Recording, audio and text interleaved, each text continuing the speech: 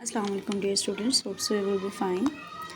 Chapter number 4 आज हम लोग स्टार्ट करने जा रहे हैं और चैप्टर नंबर 4 आपके पास क्या है, turning effect of forces. Turning effect of forces basically हमारा थर्ड टॉपिक है इस चैप्टर का। तो आपको वो डिटेल समझ आ जाएगा कि टर्न का मतलब you know very well, turn का मतलब राउंड करना होता है, किसी भी चीज़ को टर्न आउट करवाना होता है। तो इसके बारे में हमें पढ़ना है कि उसका इफ़ेक्ट क्या पड़ता है बाय अप्लाइंग अ फोर्स। के फोर्स अप्लाई करने के बाद किसी भी बॉडी का जो टर्न आउट हो जाती है तो उसका इफ़ेक्ट हम पर क्या पड़ता है, ठीक है। तो टर्निंग इफेक्ट ऑफ फोर्सेस का हमारा जो फर्स्ट टॉपिक है, जो कि पेज नंबर 86 से स्टार्ट है, वो हमारे पास टॉपिक जो फर्स्ट है 4.1 like and unlike parallel forces. Basically like and unlike parallel forces में से मैं यहाँ राइट कर रही हूँ like parallel forces and unlike parallel forces, ठीक है।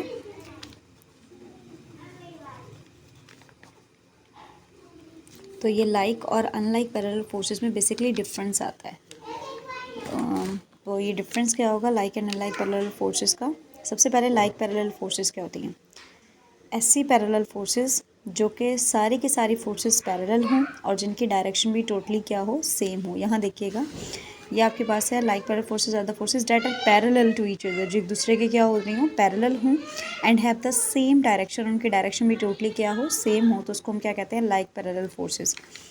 हम इसके लिए एग्जांपल लेते हैं बेटा, जो आपकी बुक में दी गई है एक बस की। वो कहते हैं फॉर एग्जांपल आपके पास एक बस है या आपके पास एक कार है, ठीक है। अब ये जो कार वाली बॉडी है ये कब आगे जाएगी, आप बताइए कब आगे जाती है। ऑब्वियसली अगर ये रुक गई है, स्टॉप हो गई है, तो इसके पीछे जब अब फोर्सेस को अप्लाई किया जाता है, तो जब हम फोर्सेस को अप्लाई करते हैं इसके बैकवर्ड साइड पे, 3 फोर्सेस हैं, 3 से ज़्यादा हैं, 10 हैं, 20 हैं, वो सारी की सारी फोर्सेस अगर बैक साइड से अप्लाई की जा रही हैं तो तभी कार कहाँ मूव करेगी, फॉरवर्ड मूव करेगी। अगर फॉरवर्ड अप्लाई की जा रही हैं तो कार कहाँ मूव करेगी, बैकवर्ड मूव करेगी। यानी अगर सारी की सारी फोर्सेस एक साइड पर हों तो वो बॉडी दूसरी साइड पे मूव करना स्टार्ट कर देती है। तो ये हमारे पास मिसाल है लाइक पैरेलल फोर्सेस की। अब आप बताएं बेटा, हम अनलाइक में भी थोड़ा सा डिटेल पढ़ लेते हैं कि अगर यही 4 फोर्सेस 2 इस साइड पर मूव कर रही हूँ, 2 इस साइड पर कार की मूव कर रही हूँ, मतलब 2 पर्सन आगे हों, 2 पर्सन बैकवर्ड हों, क्या ये कार मूव कर पाएगी? नो, ये कार मूव नहीं कर पाएगी, ये इधर ही रहेगी। तो इसको हम क्या कहते हैं, unlike parallel forces. Parallel forces जो सारी की सारी फोर्सेस एक दूसरे के क्या हों, पैरेलल हो और उनकी डायरेक्शन भी क्या हो, totally same. Unlike parallel forces ऐसी फोर्सेस जो एक दूसरे के पैरेलल भी ना हों और उनकी डायरेक्शन भी सेम ना हो, उनको हम क्या कहते हैं, अनलाइक पैरेलल फोर्सेस। आपकी बुक में इसके लिए एप्पल की मिसाल दी गई है। उन्होंने कहा फॉर एग्जांपल आपके पास एक शॉपिंग बैग है या कुछ भी है, उसके अंदर आप लोगों ने एप्पल्स रखे हुए हैं, ठीक है। अब इन शॉपर में ऐसा तो नहीं है ना बेटा कि एप्पल ऊपर की तरफ खुद से मूव करते हुए आ रहे हों। सब एप्पल्स क्या होते हैं, सबकी डायरेक्शन क्या होती है, टोटली डाउनवर्ड। यानी सबकी डायरेक्शन क्या है, एक जैसी, कैसी, डाउनवर्ड। सारी की सारी फोर्सेस एक दूसरे के पैरेलल भी हैं। इन बॉडीज़ को हम पैरेलल कहते हैं, इन बॉडीज़ को हम पैरेलल कहते हैं, ठीक है। ये सारी की सारी बॉडीज़ डाउनवर्ड भी हैं और इनकी डायरेक्शन भी सेम है, मीन्स डाउनवर्ड का, और ये एक दूसरे के क्या हैं, पैरेलल भी हैं। तो इसको हम क्या कहते हैं, लाइक पैरेलल फोर्सेस। तो अनलाइक पैरेलल फोर्सेस क्या होगी बेटा, कि आपके पास एक स्टैंड है, ठीक है, ये आपके पास एक स्टैंड है। स्टैंड पे आपने एक थ्रेड को टाई किया, वहाँ आपने एक एप्पल को हैंग किया, ठीक है। यहाँ मैं दोबारा टाई कर रही हूँ। ये एक एप्पल उसके साथ हैंग है थ्रेड के साथ।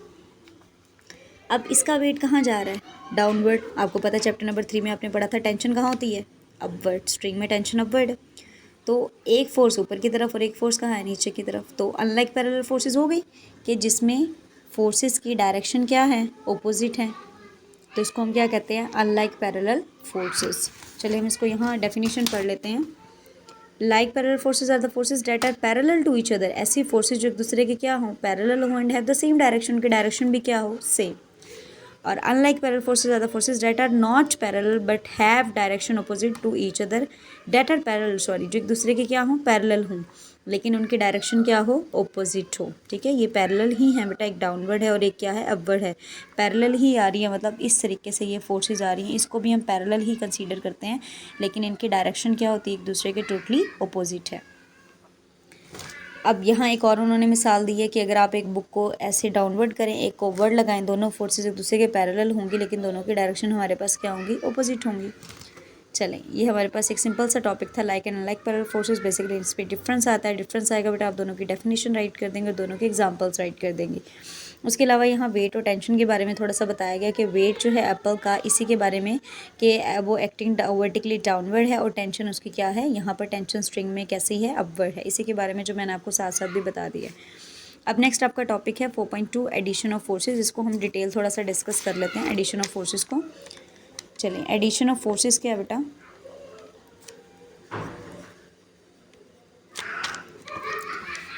ऐड का मतलब आपको बहुत अच्छे से पता होगा, चीज़ों को ऐड अप कर देना।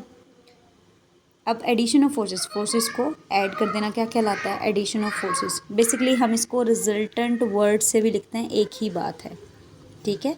रिजल्टेंट का मतलब भी ऐड करना ही होता है, रिजल्ट निकालना होता है, ऐड करने के बाद ही रिजल्ट आता है। 2+2+2 आप जब तक उसको प्लस आउट नहीं करोगे तब तक ऐड नहीं करोगे, जब तक आपका आंसर ही नहीं आएगा, रिजल्ट ही नहीं आएगा। तो एडिशन ऑफ फोर्सेस को हम क्या कह रहे हैं कि ये रिजल्टेंट करना है तमाम के तमाम फोर्सेस का, उसको हम क्या कहते हैं? Addition of forces. यहाँ देखिएगा, our resultant force is a single force that has the same effect as the combined effect of all the forces to be added। कि जितनी भी फोर्सेस को आप ऐड कर रहे हैं, सारी की सारी फोर्सेस का जो इफेक्ट आएगा ऐड करने के बाद, वो हमारे पास क्या आएगा? टोटली सेम आएगा। पहले का इफेक्ट और ऐड करने के बाद का जो इफेक्ट है वो टोटली आपके पास क्या होगा? सेम होगा।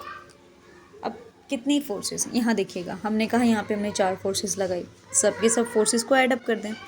यहाँ फर्स्ट पर्सन था 80 न्यूटन की फोर्स लगा रहा था, सेकंड पर्सन था 50 न्यूटन की फोर्स लगा रहा था, थर्ड पर्सन 10 न्यूटन की फोर्स लगा रहा था, फोर्थ पर्सन 5 न्यूटन की फोर्स लगा रहा था। चेंज होती है ना, सबकी फोर्सेस चेंज है, सबके वेट्स चेंज है, सेम ऐसे ही फोर्सेस भी सबकी चेंज होती है, सबका फिजिक चेंज होता है। तो वो कहते हैं जितनी भी सारी की सारी जो फोर्सेस हैं उनको ऐड अप कर देना क्या कहलाता है? Addition of forces. But how it can be added, इसको हम ऐड कैसे कर सकते हैं? इसका एक मेथड है बेटा इसको ऐड करने का, और वो हमारे पास मेथड है हेड टू टेल रूल, ठीक है। वो हमारे पास मेथड कौन सा है? Head to tail rule. अब हेड टू टेल रूल को आप कैसे ऐड अप कर सकती हैं? क्या होता है ये head to tail rule? Head का भी आपको बहुत अच्छे से मीन पता होगा, टेल का भी। यू नो वेरी वेल, अगर आप फोर्सेस का नाम ले रहे हो, फोर्सेस आर वेक्टर क्वांटिटी। आपको पता है कि फोर्स हमारे पास कौन सी क्वांटिटी है? वेक्टर क्वांटिटी है। वेक्टर को हम 2 तरह रिप्रेजेंट करते थे, एक हमारे पास था सिंबॉलिक और एक हमारे पास क्या था? ग्राफिकल। याद है कुछ? ठीक है, एक हमारे पास सिंबॉलिक था और दूसरा हमारे पास क्या था? ग्राफिकल। हम ग्राफिकल को थोड़ा डिटेल डिस्कस कर लेते हैं। वो कहते हैं अगर हमारे पास एक वेक्टर है, यही ग्राफ था बेटा कि एरो से रिप्रेजेंट कर देना, क्या कहलाता है? Graphical method. अगर आपने फोर्सेस को ऐड अप करना है तो ऑब्वियसली वो फोर्सेस किस फॉर्म में होंगी? वेक्टर फॉर्म में होंगी। आपके पास ये फर्स्ट फोर्स है, आपने इसको सेकंड फोर्स के साथ ऐड करना है। For example you have 2 forces, force A and force B, या if you have 2 vector, vector A and vector B, how it can be added? ये कैसे ऐड हो सकती है? इसको ऐड हमने किस मेथड से करना है? हेड टू टेल रूल से। कैसे ऐड करेंगे? फर्स्ट वेक्टर ए की हेड को, ये फर्स्ट वेक्टर आपने यहाँ लिख लिया, ये सेकंड वेक्टर को यहाँ किसके साथ जोड़ना है? सेकंड वेक्टर को ए के साथ ही जोड़ना है। बट कैसे? बी वेक्टर की टेल को ए वेक्टर की हेड के साथ आपने क्या कर देना है? जॉइन। आपने इसको यहाँ से उठा के यहाँ पे रख दिया, दोनों ऐड अप हो गई। अब लास्ट पे आपने क्या लेना होता है? रिजल्टेंट। रिजल्टेंट कैसे लेंगे? रिजल्टेंट को भी क्या हेड टू टेल रूल से करेंगे? नो, रिजल्टेंट में हेड को हेड से और टेल को टेल के साथ मिलाया जाता है। ये आपके पास क्या होगा? रिजल्टेंट होगा। कब आया रिजल्टेंट? जब आपने दोनों फोर्सेस को क्या कर दिया? ऐड अप कर दिया, ठीक है। 2 फोर्सेस थी, दोनों को हेड टू टेल रूल से ज्वाइन किया। हेड टू टेल रूल क्या था बेटा? कि फर्स्ट वेक्टर के हेड को सेकंड वेक्टर की टेल के साथ ज्वाइन अप कर देना, और लास्ट पे आपने उसका क्या ले लेना है? रिजल्टेंट ले लेना है, ठीक है। ये आपके पास था हेड टू टेल रूल। यहाँ आपके पास 2 वेक्टर्स थे, दोनों को ज्वाइन अप किया, this one is vector A, this one is vector B, और लास्ट पे उसका क्या ले लिया? रिजल्टेंट। यहाँ पे हेड टू टेल रूल में यही चीज़ें डिस्कस की गई हैं कि आपके पास 2 वेक्टर्स हैं, दोनों वेक्टर्स को आपने ऐड अप कर देना है, थर्ड वेक्टर बन जाएगा, और वो थर्ड वेक्टर क्या कहलाएगा? रिजल्टेंट वेक्टर कहलाएगा। और ये आपको क्या देगा? वेक्टर क्या देता है आपको? मैग्नीट्यूड भी देता है और डायरेक्शन भी देता है। स्केलर क्या देता था आपको? सिर्फ और सिर्फ मैग्नीट्यूड देता था, ठीक है। यहाँ आ जाइए साइड ब्लॉक पे। वो कहते हैं it should be noted that the head to tail rule can be use to add any number of forces. कि ऐसा नहीं है कि हेड टू टेल रूल से आप ए और बी को ऐड कर सकते हो, नो। किसी भी फोर्स को, ऐसी चीज़ जो वेक्टर है उसको ऐड अप आप हेड टू टेल रूल से कर सकते हो। The vector representing resultant force give, जो आपको मैग्नीट्यूड भी दे और डायरेक्शन भी दे, ठीक है। तो ये आपके पास वेक्टर है। उसके बाद हम लोग एग्जांपल स्टार्ट करते हैं students. Example same head to tail rule के अकॉर्डिंग ही है, सिर्फ इतना सा फ़र्क है कि हेड टू टेल रूल को जब उन्होंने बताया तो उन्होंने सिर्फ 2 वेक्टर्स हमें दिए, और जब वो एग्जांपल कह रहे हैं तो उन्हें वो हमें 3 वेक्टर्स दे रहे हैं। वेक्टर 1 जो है F1 कहलाता है और वो हमारे पास 12 न्यूटन है। एक्स एक्सिस के अलॉन्ग मीन्स ये स्ट्रेट लाइन। F2 आपके पास 8 न्यूटन है 45 के अकॉर्डिंग, यानी ये आपके पास ये 45 का एंगल बना रहा है।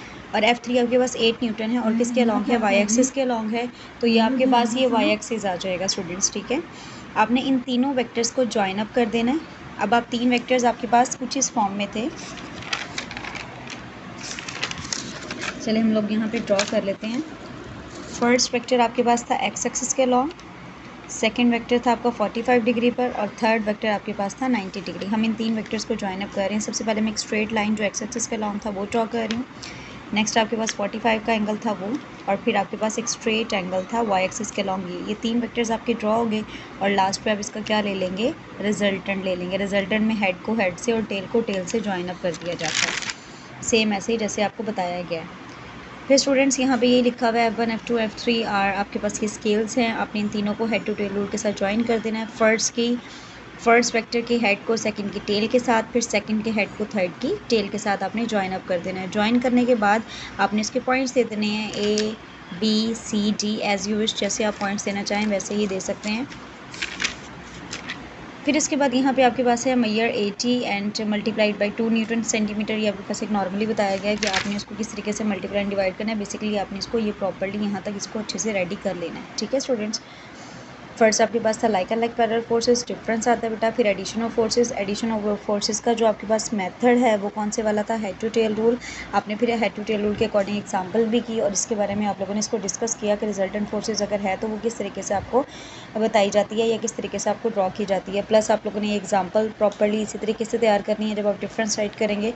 सेम एडिशन ऑफ फोर्सेस जब आप head to tail rule write करेंगे तो ऑब्वियसली आपको इसके साथ एग्जाम्पल या ये वेक्टर भी ड्रॉ करने होंगे, ठीक है स्टूडेंट्स। आप लोगों ने बहुत अच्छे तरीके से लर्न करना है। थैंक यू सो मच, अल्लाह हाफिज़।